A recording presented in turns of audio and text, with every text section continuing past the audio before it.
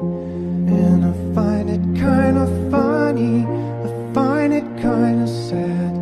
The dreams in which I'm dying are the best I've ever had. I find it hard to tell you, I find it hard to take. When people run in circles, it's a very, very mad world. Mad world. I'm Vin. I'm Sori. And this is Sundown Week. We are talking about mental health and all the different ways that suicide affects people and affects families and all kinds of different things, really. The conversation has gone lots of directions. Yeah, inspired by the big homie, Steven De Herrera. Shout out to the big homie. He shot a couple videos with us. Yes, shout out to him. For timely, topical, political commentary, you can hit us up in Middle America with Vin and Sori. Yes, you can. If you dare listen to it like your song review, it's very simple. $1 at the gate gets you in there. Patreon, you get in there, you get introduced to a cool subculture. Thank you for the patient patrons. We are on the way back. I think Sori's actually already been talking to some of you beautiful people. If you don't want to work on Patreon, you want to go straight to the head of the line, $125 at PayPal, VinandSoriMerch@gmail.com. We'll Links get are you in the that. description. Links are in the description. This is a band that I always avoid when people make requests because it's just tough, man. Linkin Park is the band that kind of got my little brother in the middle. So, Chester Bennington killed himself. You don't remember that? I do remember that, yeah. So, but anyway, sometimes you gotta look it right in the eye. So this is Linkin Park, Giving Up, from the Minutes to Midnight record. Let's go. Here we go.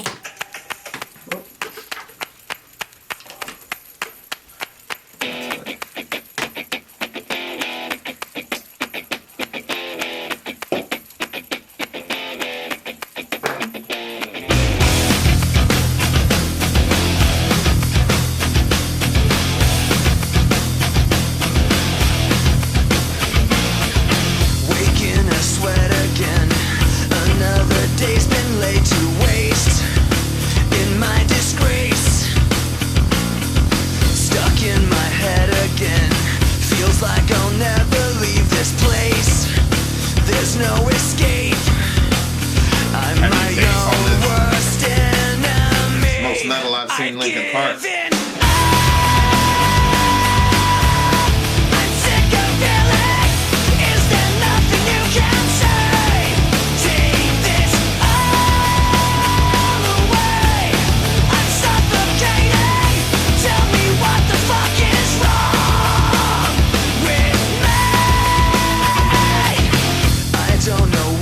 Thought I was focused, but I'm scared.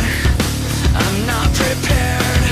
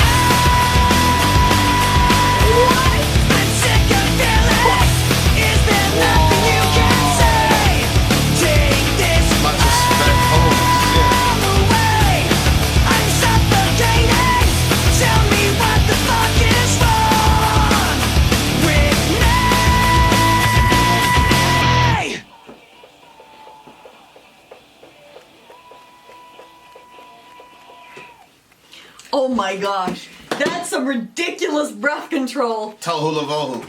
Anytime we practice any songs whatsoever, you're always saying that. Well, you gotta breath control. Breath control. Well, it's more. He like yelled out for super long, and then he went right back into it like Go play that. Like he wasn't dying. Put me out of my misery. Yeah, that was. I'm gonna clock that shit, bro.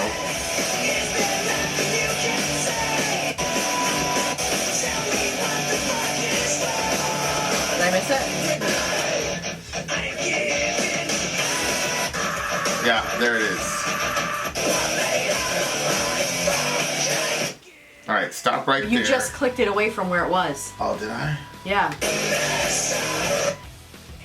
Right here? Is it? Wait, Ready? hold on.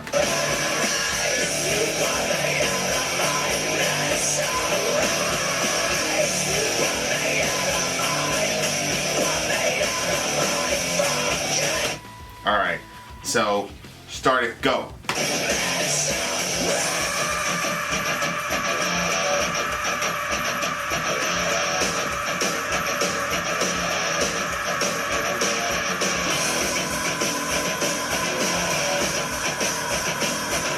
Seconds. 18 seconds? About 18 seconds, just... But that's not holding your breath for 18 seconds. That is putting out. You even sound like he was dying out. God, vocally, I saw him live, man. Lucky. He was legitimate. Like, a guy was a legitimate singer, although I would have to see this one live. Shout out to the big homie, holy moly. That was insane. You know why? Like, I don't expect that from them, bro. Like, I never really, like, Linkin Park, they just never really hit me as like a metal. Yeah. They were not a heavy band, you know. They would have some rap and some whatever. And like, no disrespect, it's just not, you know what I'm saying? Mm-hmm. But like, this was like more of a traditional type metal song. You had the bass going, and it had the good rising action in the middle, which is what you get from a new metal, you know, from the new metal era. Like, it was like a straight up like metal song, man, and I didn't know they could get down like that. That was crazy, you know. And it well done.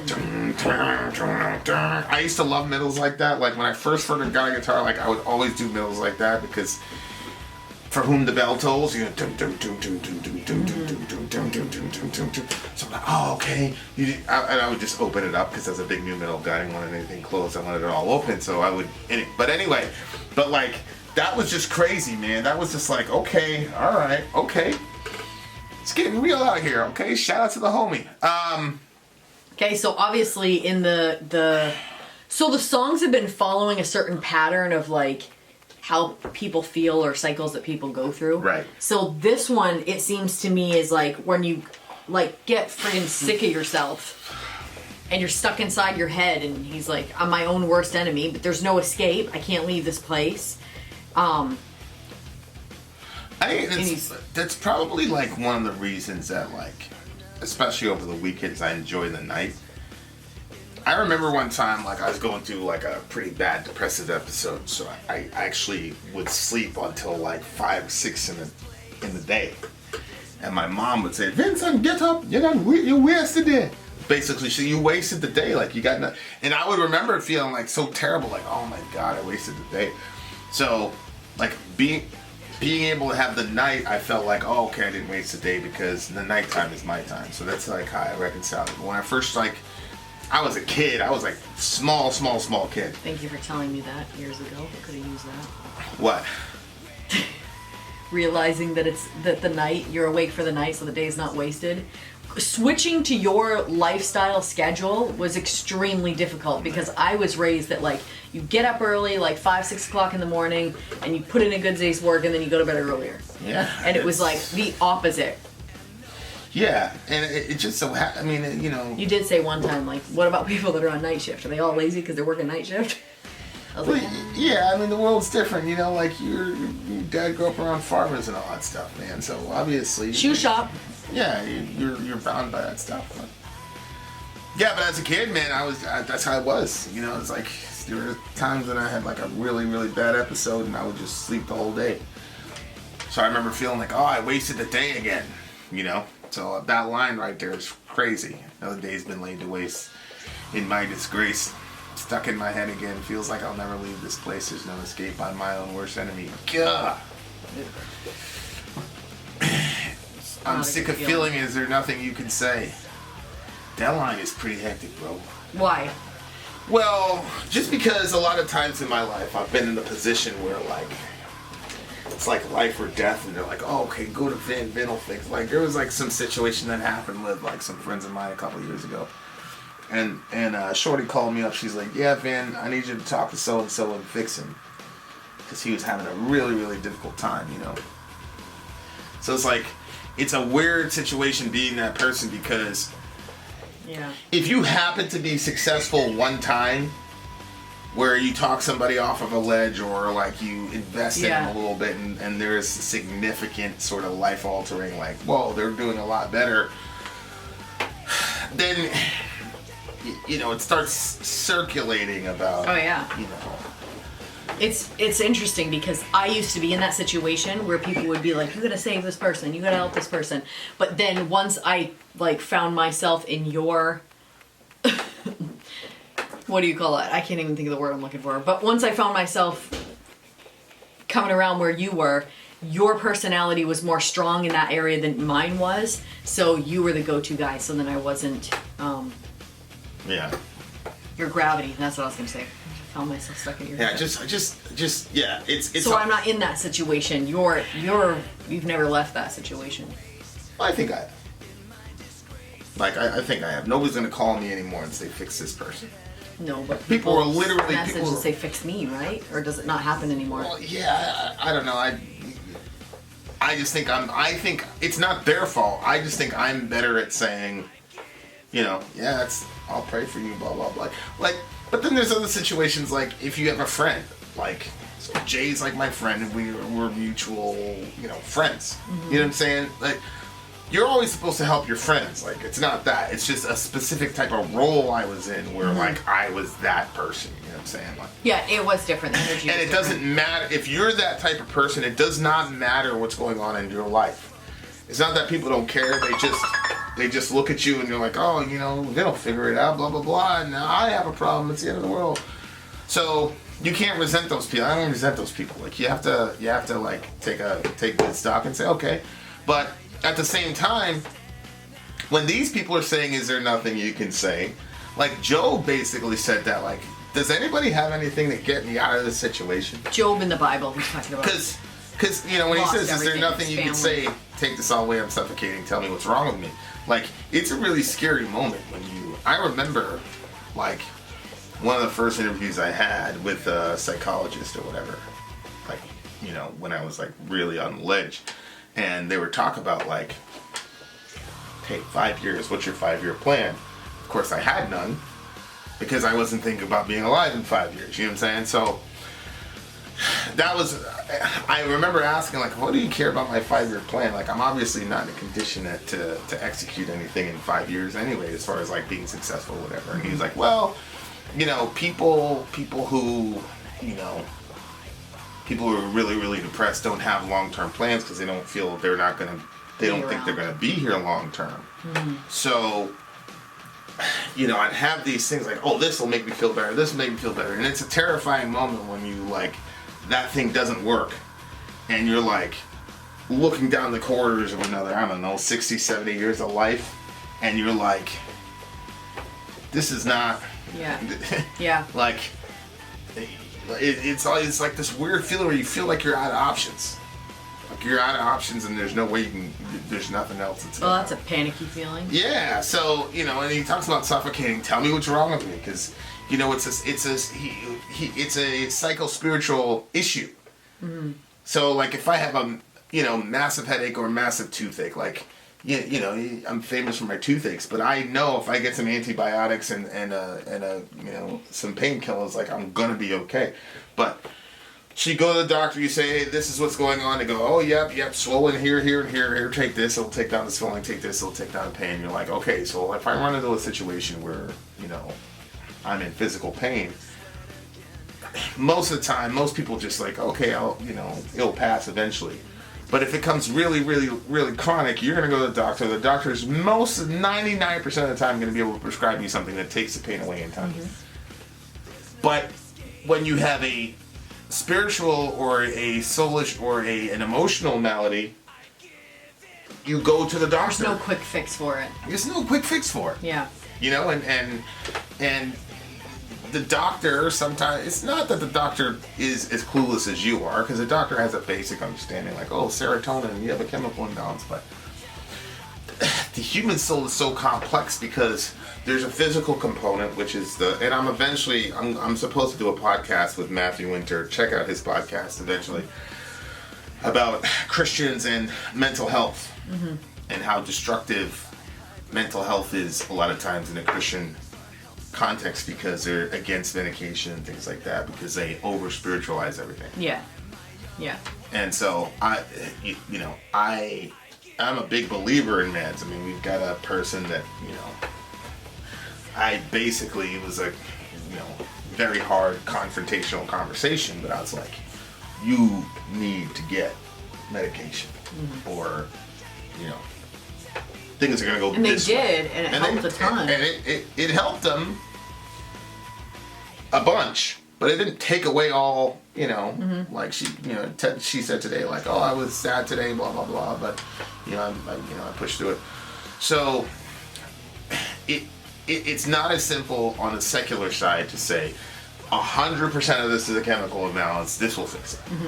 Sometimes it's spiritual, sometimes it's, soulish, sometimes it's, whatever. But on the other side, in a Christian context, it's completely unhelpful and unbiblical to say all of your depressive issues are due to, if you had more faith in God or whatever other nonsense. It's a completely unbiblical way to look at it as well. So it's such a complex thing that it's very unlikely that you're going to sit in front of somebody that is conscious of all those realities of the human experience. It's going to be one or the other. So it's a real panicked feeling when this guy's got the best money he can buy. He's a multimillionaire. His band was very, very successful. I mean, they generated lots of money. And so you're dealing with the best and the brightest that money can buy, and they cannot help you. That's a hard thing for, I'm sure it's a hard thing for him to deal with. Especially because, you have a goal set in your head to be a musician, and you accomplish that goal, and that's not what it was cracked up to be, or not what you thought it was going to be, and it doesn't bring you the satisfaction that you thought. And then, all these other avenues, and nothing is slating that thirst. That's a difficult place to be at. One of the things that keeps me up at night a lot, and, I was thinking about this last night, was like, we've got this mission to get this house. And we're looking at all these houses, and some of them are really, really nice, high-end, other ones, whatever. And I know we're going to get, because you pretty much get whatever you want, So I know that we're going to get a very, very awesome house. But then I'm like, and I've had this so many times as a kid, then I think to myself, okay, yeah, but what's next after that? And there's this kind of almost a little empty feeling, the challenge of getting the house and the things that I have to do in order to get there, there's a lot of pressure, but I enjoy it because it's a goal and there's challenge. You know what I mean? And then there's... Babe, I can always think of something else I want. Yeah, but it's not the same. It's just not the same. You know what I mean? It's just, it's not a big trip? Because it's we don't need to have a trip, but you need to live in a house, right? And this place is... Well, I don't know. I think we need to go visit Peter. Well, yeah, but again, that's going to be more like a novelty type thing. It's not really... No, I hear what you're saying. So, I always get this thinking, and I've had this since, as long as I can remember. It was you've got... I remember the first time I felt it was when I was playing Super Mario, as a kid, and we'd just come to America. So I made it my life's work to beat Super Mario. And I remember thinking to myself, I was on the second to last level. I'd killed one of the Koopas or whatever. I remember thinking to myself, what am I going to do after this? What do I have to look forward to? You know what I mean? It was just a weird, and it's followed me my entire life. You have this impossible goal, but it's dead white. Inside, you're still not happy. And that stuff is just not gonna, so to your point, we was talking about being a rock star, right? I think you look out on stage, all these people yelling and screaming, and he's like, yeah, I did it, but I'm sure there's like some like, okay, now what? Yeah. Because there's just so much, you know, like, luxury functions almost exactly like trauma does. Namely, if you're around trauma long enough, the trauma doesn't seem as traumatic to you. You know what I mean? Yeah. Whereas a person on the outside who experiences it for the first, like, you know, if you've ever seen anybody get shot, you and I are going to react to that differently. You know what I'm saying? So, but happiness, luxury, whatever you want to call it, functions that way too. Like, you become desensitized to that too. So it's like people are like, oh my God, how can he do that? He's got millions of people, he's got this and that, like he's got everything, beautiful wife, kids, everybody's healthy. You know what I'm saying? Like, what? And it's like, yeah, but he got desensitized to that in the sense of, yeah, for sure. That wasn't doing it. Yeah, for sure. You know? And so, but it's very, very, very hard for people to understand. I mean, like, I know what you're talking about in the... Like, I don't know that I'll feel that way about the house, necessarily. Yeah. But, like... other things, like for instance, like there's times where I'm like, oh, like we've watched a show together and the show is done, and I'm like, well, that stinks. But like the first time, like that I can remember, that show that I was watching, well, Grace and Frankie, I mean, there's no sense keeping a secret, I watched the whole thing. When I got to the last episode, like I didn't know that it was the last one, and then all of a sudden, like, it was the last one, and I felt sick in my stomach and really sad. And that was like, that's not something that's, you know, perhaps the postpartum is kind of mixing with the ending of that show too. Yeah, I just think you really enjoyed that show because it's a people-driven show. It's about human beings.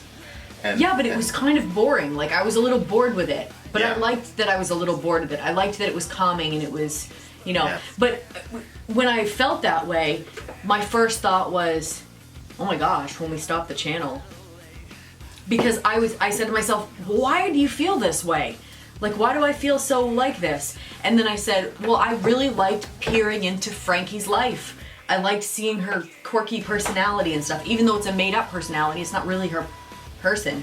But then I was thinking, like, people really look into our conversations, you know what I mean? Like, because I was in the comment section and people were like, wow, I felt like I was sitting in a coffee shop with you guys, and I didn't want to say anything and interrupt the conversation because the conversation was going so well, but I felt like I was a part of the conversation. Yeah. And so, like, we've said this before, you and I have this thing, and like, even though we're sitting in front of a camera and we know that like thousands of people are going to see it, like, there's this sort of closeness that makes it feel like that's not what's happening, but at the same time, 100%. There is still that, like, that a little bit of a distance where you and I are having a conversation. 100%. You know, so it's like this kind of strange setup. And so, like, people are literally peering into our day-to-day conversations. And I don't say peering as in, like, a creepy thing, but, like, you know, like, coming into the conversation and enjoying that with us.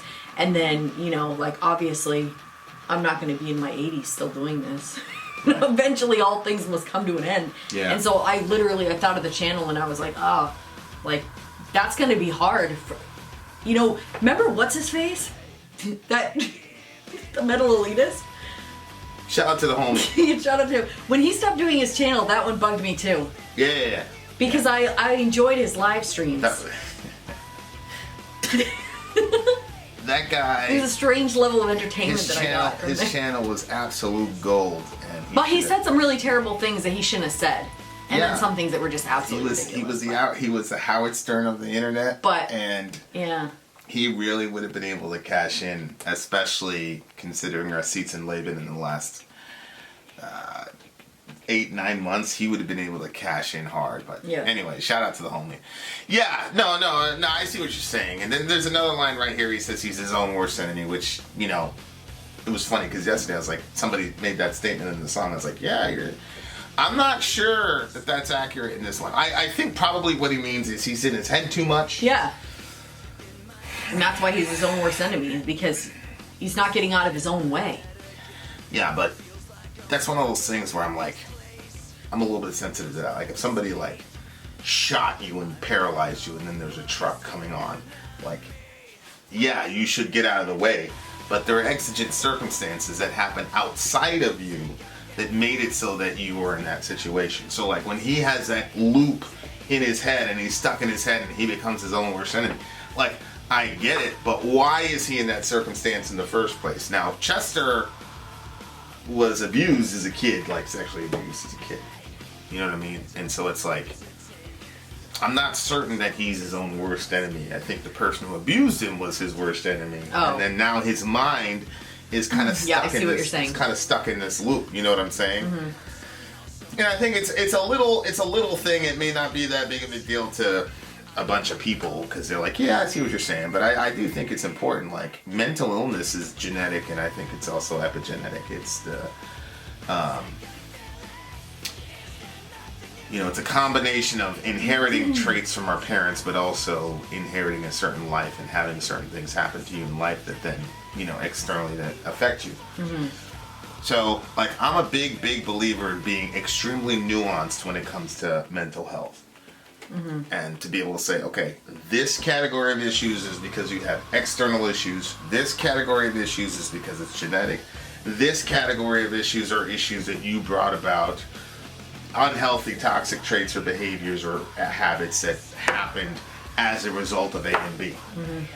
Right? And I don't know if that's practical, for a psychologist or whatever to do. I had a really good one, Dr. Petzel, shout out to the homie, and she did a great job with me. She's gotten so many shout outs on this channel. Basically did that. She said, okay, well, look, here, you're in a bad environment, your mom, not good, your family's got like 5 generations of depression or whatever, and so these are the things that you're cutting, like, this is unhealthy, it's toxic, you shouldn't do it. And so, like, but there are reactions to A and B, and so I was like, oh, okay. You know what I'm saying? And it was just, she was just really right down the middle. And just, she was like a godsend for me. But, and it was weird, like, she never really said, like, this is the thing that's gonna deliver you from all this. And she was religious too, but she's like, she never, like, gave me any false kind of, like, she's like, you're gonna be on top of it. It's like, she always used the surfing analogy where the surfers on top of the wave, and so it's like, you're always going to be on the wave, but you can be on top of it, or you can just completely get dragged out to sea, And so, it was really cool being able to get linked up with somebody like that, and I'm sure, I don't know, I always feel like if he was able to interface with Dr. Petzel, like, he'd still be here. You know what I'm saying? But that's sad. I don't know. Yeah, you know what's interesting is that you're saying you have generations of mental illness, mental health things in your family. And I remember growing up and thinking, like, wow, like, this is pretty crazy. Like, there's no issues in my family. But I think that, like, my family has had generations of hiding any sort of mental issue or mental whatever that they have. Because even now, like, there are certain family members that I've been like, you obviously have depression. Right. And they're like, not wanting to admit it. Yeah. Nah. Yeah. No. Yeah. Especially with men, it's a sign for weakness or whatever. But, Anyway, so that's... There's no more manly men you're going to run into than your boy Vincent and your other boy Steven De Herrera. So... we struggle with depression. I know. You know what's so funny? Like, I don't know if De Herrera has, like, a bad knee or a bad elbow or something bad. I don't know. Because you never really know what he's struggling with. But when we met him in... Cali? Yeah. Well, we had seen him on camera before, but I didn't piece it together who he was. But then when I saw him in California, I was like, boy, I wish that you guys would wrestle. Because I feel like we put an interesting show on. Okay, anyway, this one is a 9.7 for me. I'm going to give it a 10 for that long, drawn-out, 17.5-second thingamajiggy. Yeah, that's definitely worth something right there. Rest in peace to the big homie. Just stay on top of the wave, y'all. I mean, that's the best I could do for you. Vin out. Sori out. Down.